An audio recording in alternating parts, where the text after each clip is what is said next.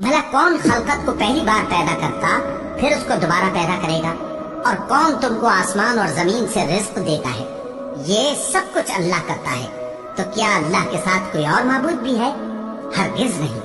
कह दो कि मुशरिको, अगर तुम सच्चे हो तो दलील पेश करो। कह दो कि जो लोग आसमानों और जमीन में हैं, अल्लाह के सिवा गैब की बातें नहीं जानते और न ये जानते हैं कि कब जिंदा करके उठाए जाएंगे, बल्कि आखिरत के बारे में उनका इल्म खत्म हो चुका है, बल्कि ये उसकी तरफ से शक में है, बल्कि ये उससे अंधे हो रहे हैं।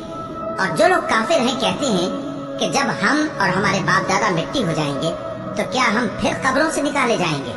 ये वादा हमसे और हमारे बाप दादा से पहले से होता चला आया है। कहाँ का उठना और कैसी कयामत, ये तो सिर्फ पहले लोगों की कहानियां हैं। कह दो कि मुल्क में चलो फिरो, फिर देखो कि गुनाहगारों का अंजाम क्या हुआ है, और उनके हाल पर गम न करना और न उन चालों से जो ये कर रहे हैं तंगदिल होना। और कहते हैं कि अगर तुम सच्चे हो तो ये वादा कब पूरा होगा?